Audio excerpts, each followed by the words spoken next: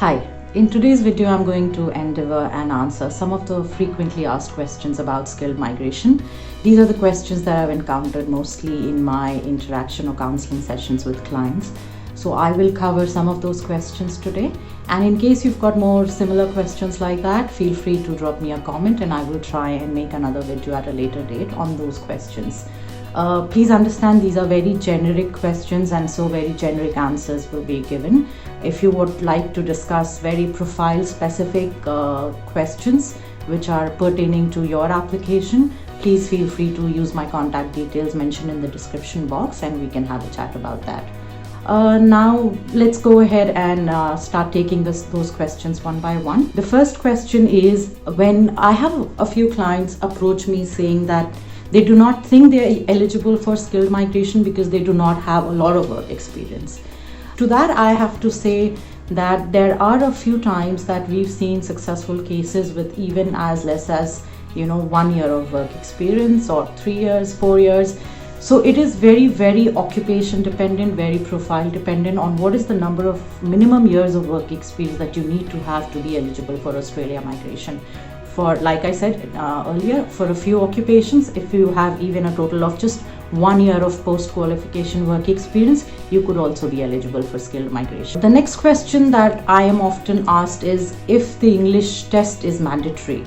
So the reasons could be that you probably have worked in an English-speaking country for many years, you've lived in an English-speaking country for many years, and maybe you've got your education done from an English medium school or university. Would you still require an English test to be given? The answer is yes, with an exception of a few countries like Australia, UK, Canada, New Zealand, and a couple of other countries. If you are a resident or if you are a citizen of any other country, you would be required to give one of the English language tests. There are 4 options. 2 of them are IELTS, PTE, Academic, which are the most popular ones. So yes, you will have to give that English language test sometime in the application process. Next is, I have a few clients who were really keen to migrate, but they apparently did not have a lot of savings or a lot of monies in their accounts. So they were fearing starting the application process. If you will get into understanding the skilled migration process, you will realize that there are 3 significant stages in the process. One is the skills assessment, second is the state application or EOI, and the third is the visa application.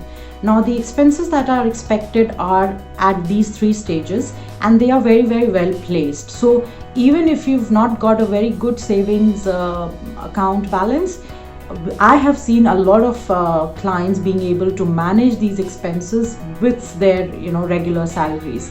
So do not fear unless you've understood what the expenses are.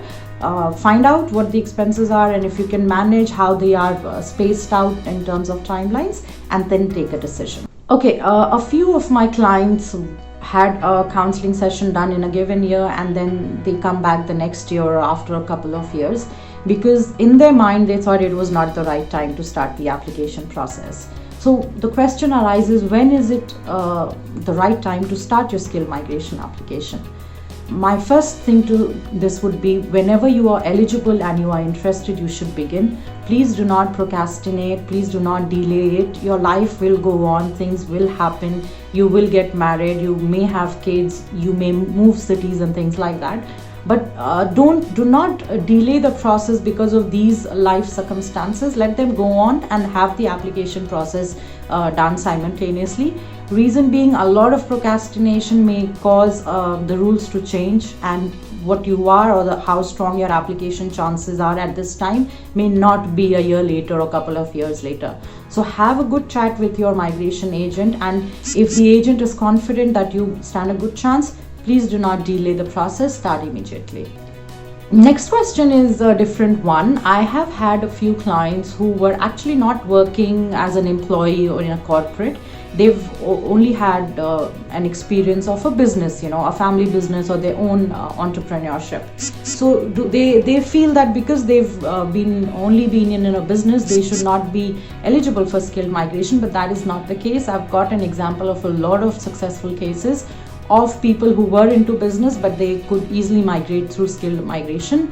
It is little tougher compared to someone who's got an employment experience versus someone who's got a business experience. It is tougher to prove their skills for skilled migration. Having said that, it is still doable. So speak to a migration agent before you in your mind decide that you would not be eligible because you've got a business background and only business visa is the option for you. Next question is, when I do the points assessment for a few clients, the pass mark requirement at this point in time is 65 points and they are at 65 points and 70 points.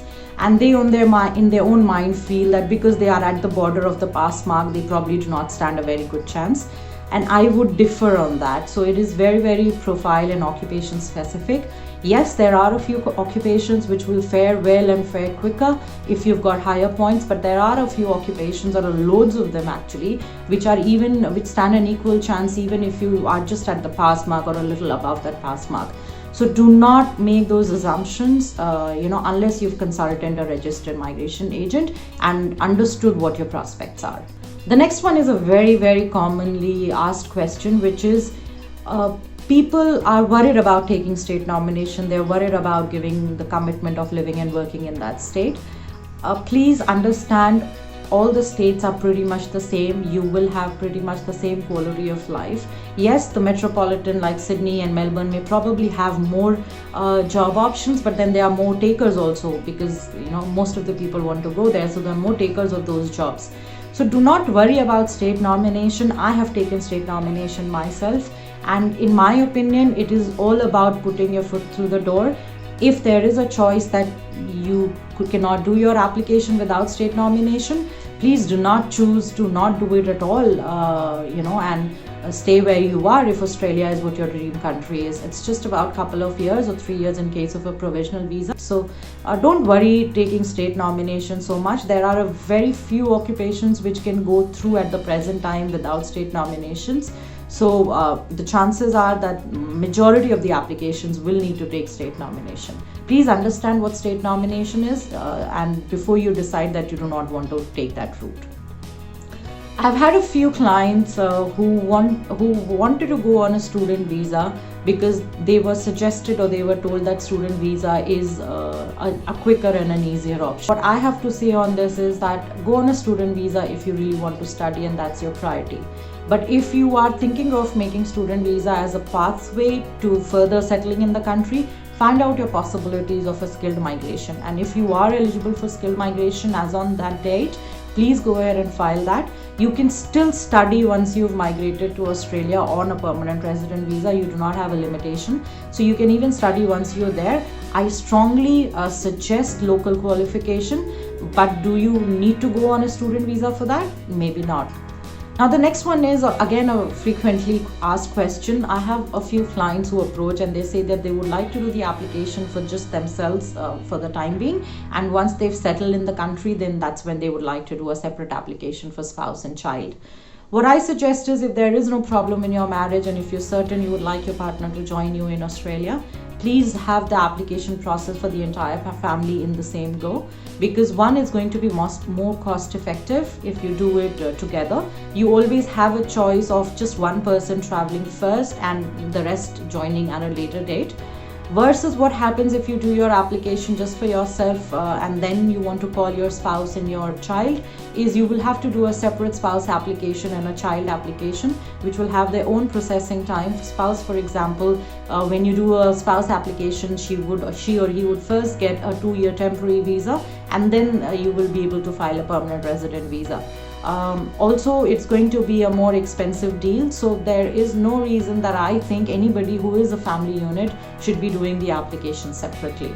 I hope I was able to answer some of the frequently asked questions. There are plenty of them, but I would like to probably take them up in a later video. And like I said, if you have more questions, please put them down as a comment. I take the feedback and suggestions very seriously, and I should come up with another video shortly. Thank you very much for watching, and thank you so much guys for all your comments and likes, and stay subscribed. Have a good day.